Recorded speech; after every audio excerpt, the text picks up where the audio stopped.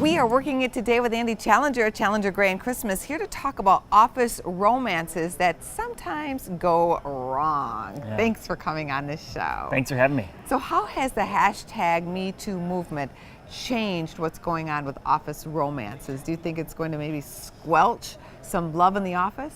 Yeah, it's certainly a reaction people are having. Companies are saying maybe we should just ban all relationships in the office. People shouldn't be allowed to date each other. But I think we're going to see a lot of kickback and a lot of counter reaction if employees make that choice. Going into this, do you have any percentages on how many romances actually make it of people who connect while on the job?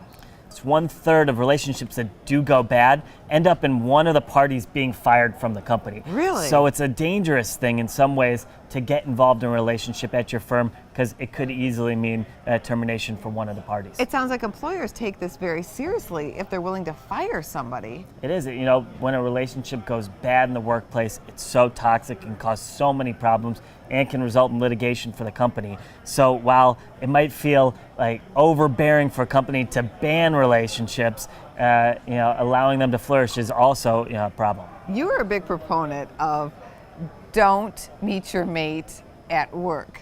Yeah, it's such a bad idea. There's no reason. There's too many other people out there.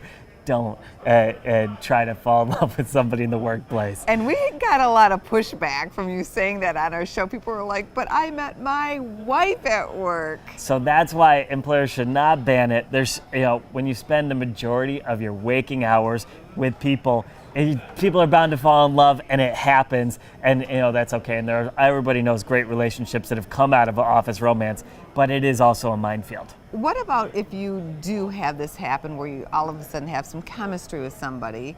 What's a procedure, or is there a way to move forward with it without having it and messy? Yeah, it depends on the company. Some companies have kind of a laissez-faire, just let it go, and they never hear about it until there's a problem, if there's a problem.